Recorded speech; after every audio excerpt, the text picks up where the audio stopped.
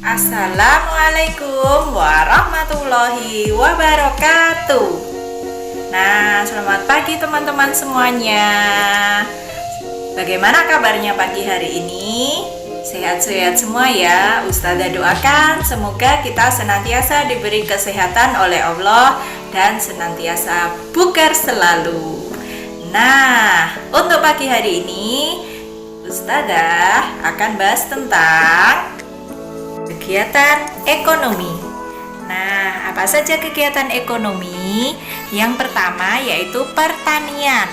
Nah, teman-teman, untuk pertanian atau perkebunan ini adalah usaha pengelolaan suatu lahan dengan menanam tanaman budidaya. Nah, untuk hasil pertanian antara lain padi, jagung, buah-buahan, umbi-umbian, dan lain sebagainya. Masih banyak lagi ya. Jenis usaha yang kedua yaitu peternakan. Nah, untuk peternakan ada banyak sekali yang bisa dibudidayakan, yaitu bisa sapi, ayam, kerbau, dan lain sebagainya. Untuk jenis usaha yang ketiga atau kegiatan perekonomian yang ketiga yaitu perikanan. Jadi pengolahan ikan, pembuatan tambak ikan, dan lain sebagainya. Jadi tidak hanya yang dekat dengan air laut saja bisa menghasilkan ikan. Jauh dari laut pun tetap bisa menghasilkan ikan dengan pembudidayaan tambak ya. Terus berikutnya yang keempat yaitu perhutanan. Nah, perhutanan adalah usaha pengelolaan sumber daya hutan untuk memenuhi kebutuhan manusia. Sumber daya alam yang dimanfaatkan untuk usaha perhutanan antara lain kayu jati, damar, rotan, dan kayu tersebut diolah menjadi bahan baku mebel atau bahan untuk membangun rumah. Jadi banyak sekali ya kegiatan perekonomian yang ada di sekitar kita. Nah, teman-teman, untuk kegiatan yang kelima yaitu pertambangan. Nah, tapi kalau di wilayah Kediri ini nggak ada ya pertambangan, adanya pertambangan pasir.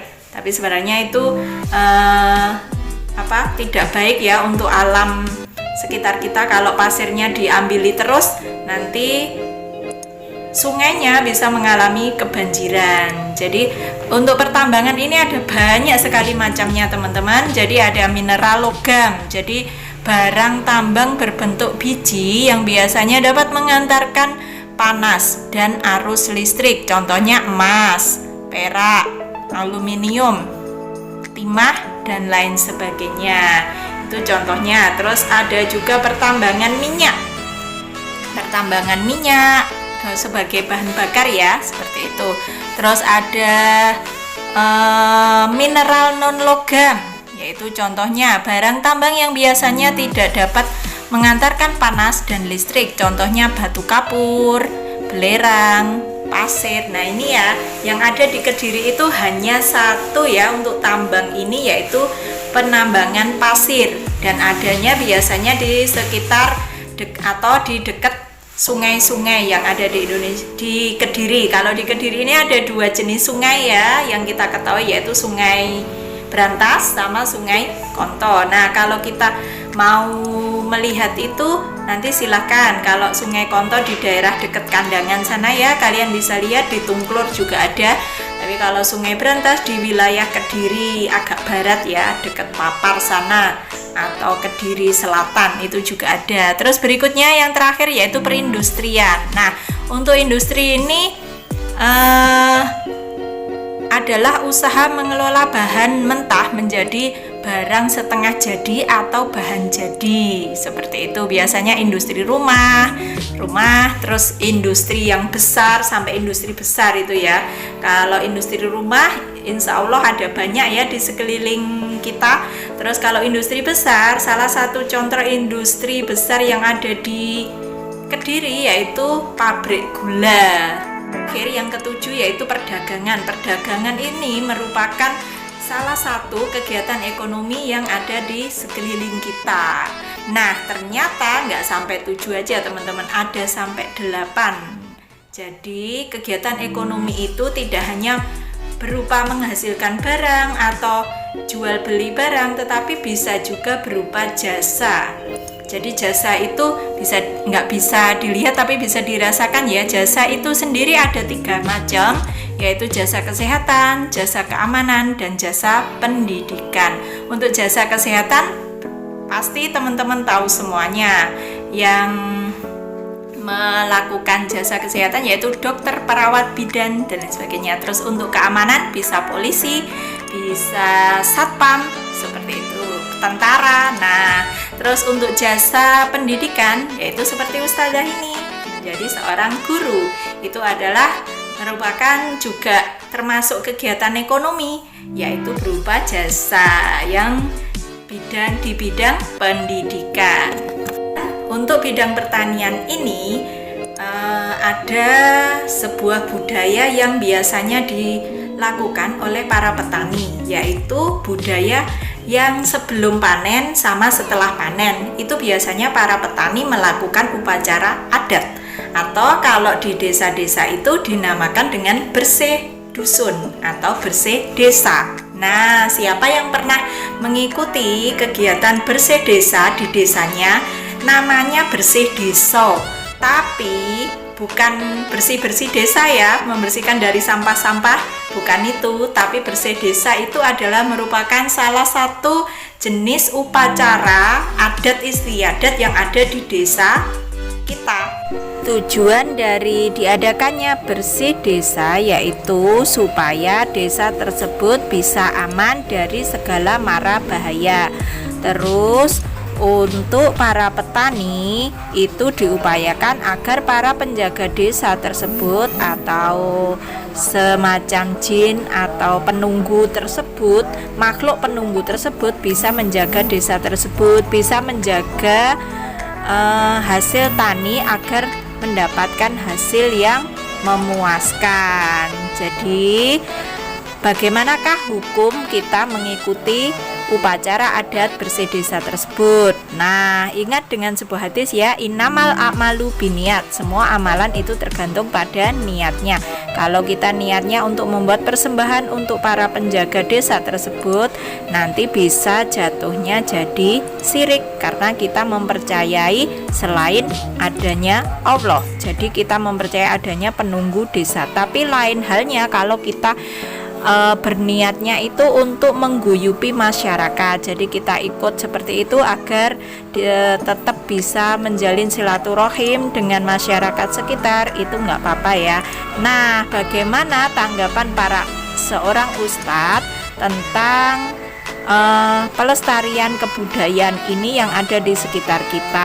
Pak Ustadz, berosa enggak kita ngikuti adat istiadat yang mungkin tidak masuk akal kita? Contohnya istri saya hamil disuruh buang air berapa telur lilin dan pisang, tapi kalau tak diikuti kata orang tua dulu nanti anaknya kena apa-apa. Itu mau mengasih makan jin, ada jin di situ, makanannya telur sama pisang. Ini jin zaman dulu, jin sekarang brownies.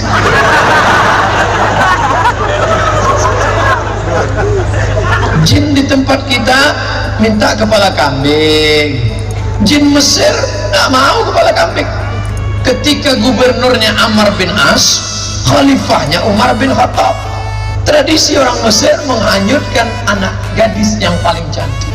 Itu menunjukkan jin Mesir itu lebih gatal. Dibuat rakit, anak gadis paling cantik hanyutkan.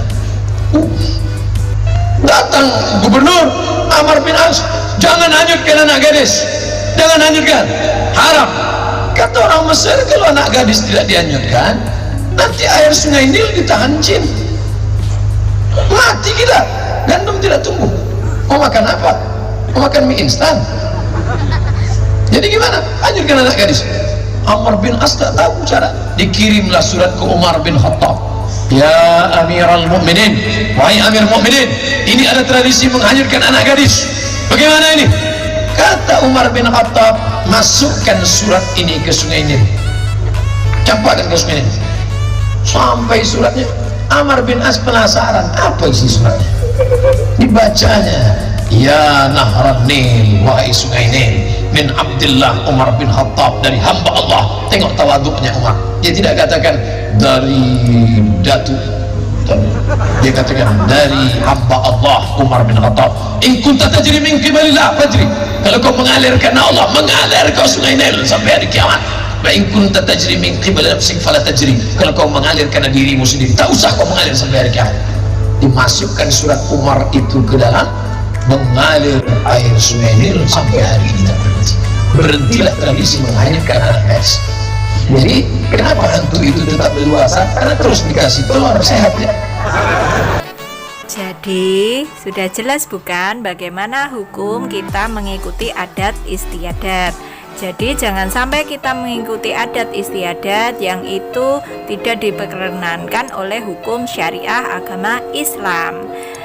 Nah, ada sebuah hadis juga ya. Jangan barang siapa yang mengikuti suatu kaum maka dia termasuk kaum tersebut.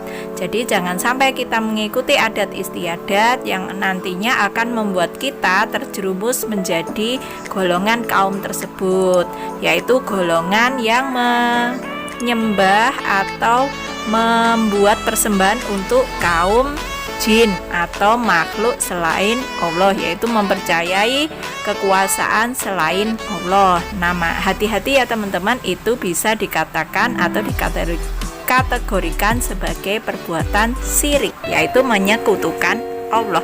Semoga kita dijauhkan dari sifat-sifat tersebut.